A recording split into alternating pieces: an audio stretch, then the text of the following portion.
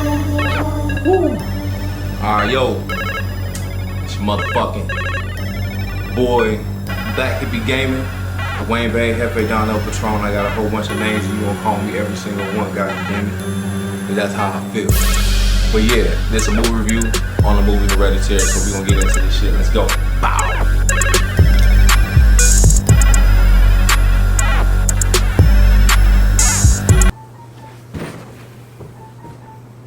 Yeah, so look, we got Hereditary, right? Alright, check this out. Hereditary, shot by Ari Aster, screenplay by Ari Aster. Cast: Toni Collette, Millie Shapiro, Alice Wolf, Gabriel Bryan, Ann Dowd, Mallory Mitchell. Right? I don't know none of the motherfuckers. I'm gonna just say that. But these motherfuckers did they goddamn thing in this motherfucking movie, and we gonna get into it. So look, we got it. Opening scene. Fuck. Like, this movie is on some other shit. It starts off with, like, I think a funeral. So they over here going to a funeral, and the grandma died. I think it's Tony's mother. I forget her name, but her mother died. And I watched this movie a couple times, so I'm gonna give you the spoilers and the meat of the shit as I dissect this movie and give you the review. So the cult members were in the funeral. The mom didn't know. She was oblivious to the shit.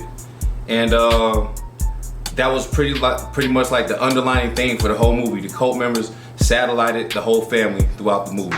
And like, unless you watch it 2-3 times, you really want to know. So after the funeral, she goes to a grievance counseling, and she gives her backstory of how that, you know, her mom died and how her brother killed himself when he was like 16, and there was other deaths in the family, and it seemed like her life is really dark and shit just been fucked up for her. So she was really going through a hard time grieving, and that was the nature or purpose of her going to the grievance counseling group.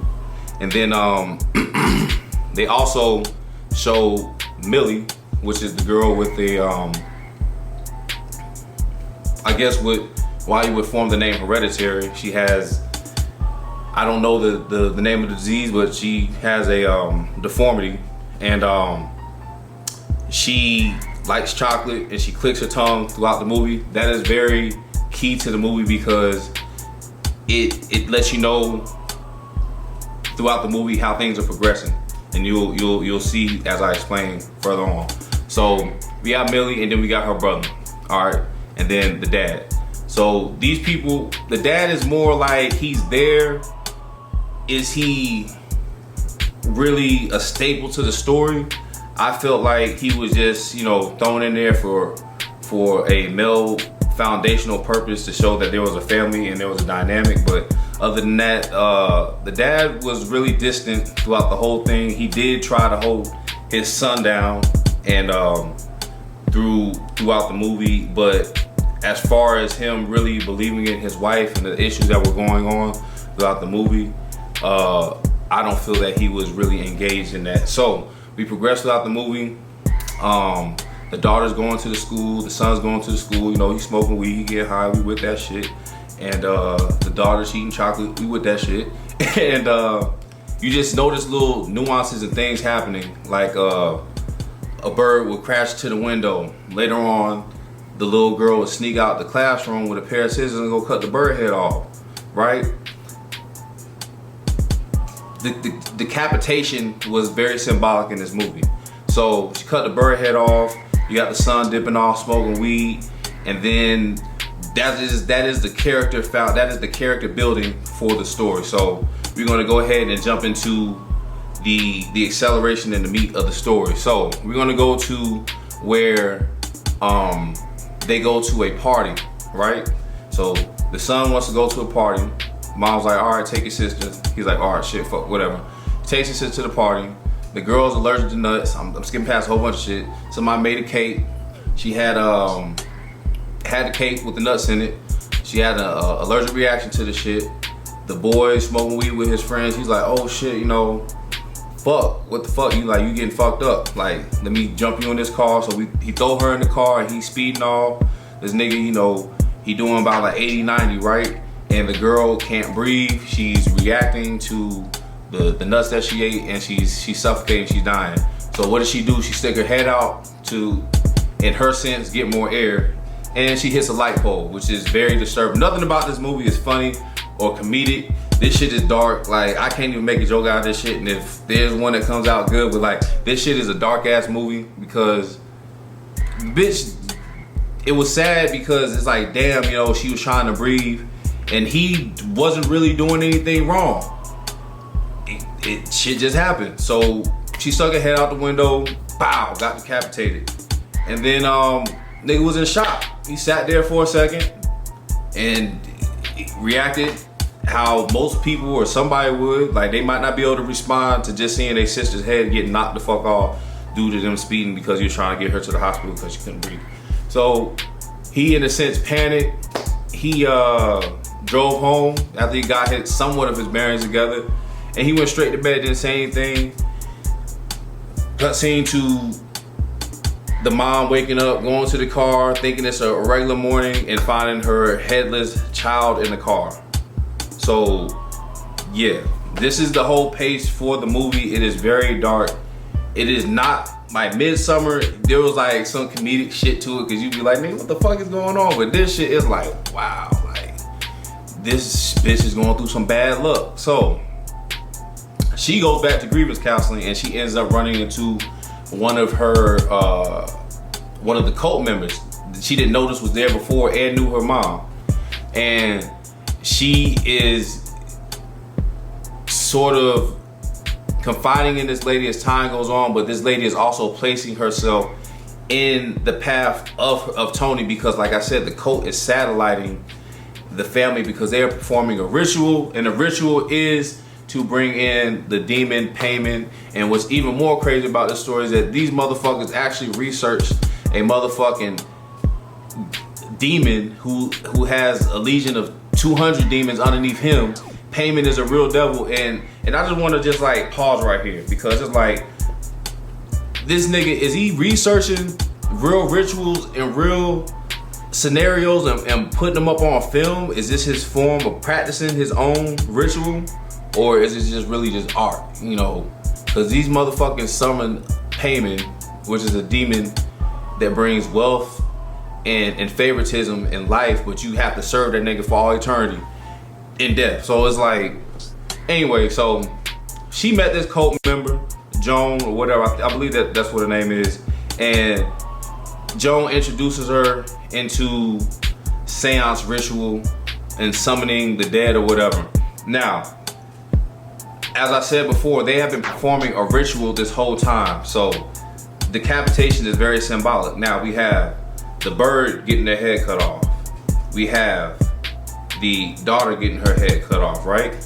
So that's two heads, right? Well, one, but the bird was the found. It gave you the blueprint of what decapitation and how that's symbolic and is gonna bring upon new life. That was the whole point of the bird getting his head cut off, whatever. So the girl has her head cut off. The mom performs seance rituals. Things are happening around the house. Eventually, they find out that the mom may be psychotic or have some type of mental illness going on, but you can't necessarily believe that to be 100% her fault because all supernatural things are happening, and as this ritual is being performed, she has sleepwalking nightmare visions of her setting herself on fire and her child on fire, her trying to take her son's head off. And it's like, god damn, man, like, how dark can this movie get? Like, shit, this is a dark ass movie. So as the movie progresses, we later discover that, you know, the mom's body's grave has been defaced and has been dug up, and the body is actually upstairs in the attic with the head removed. 2 decapitations for the ritual. So the head is removed. The wife tells the husband this shit. This nigga's like, bitch, there ain't no motherfucking body up there. You fucking crazy. Like, what the fuck? Like, you on one. You done perform a ritual.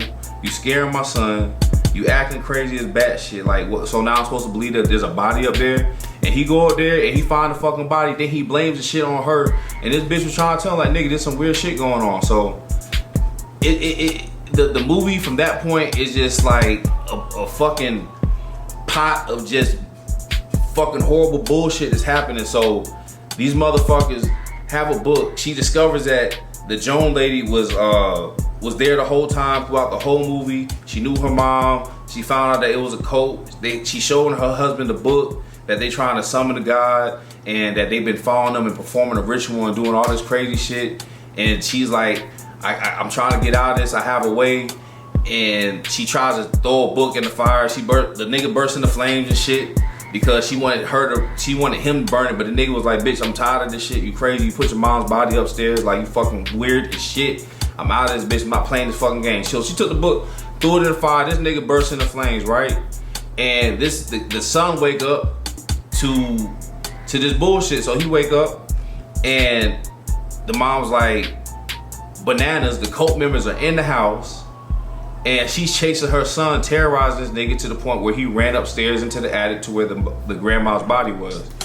And he discovered the body being there, he discovered cult members being there, and then he's like, okay, what the fuck?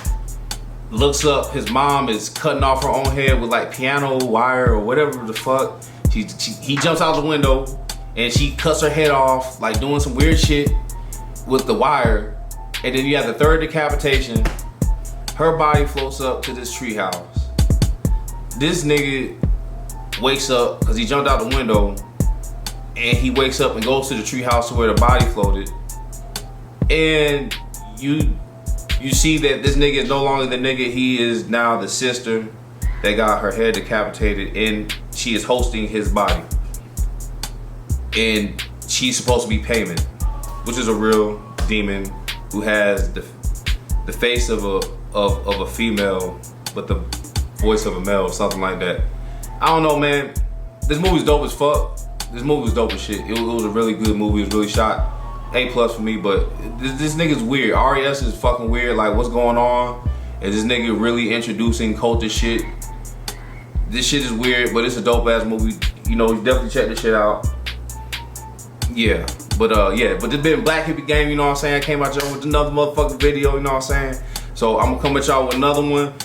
Like, comment, subscribe, and fuck with me, you know what I'm saying? Leave me some comments, let me know how I'm doing, and let me know if y'all want to review, if y'all got some Q&A and shit. You know, I'll shoot the shit with y'all. Know we in the house, we ain't doing shit else. So fuck with me, you know what I'm saying? Yeah, out.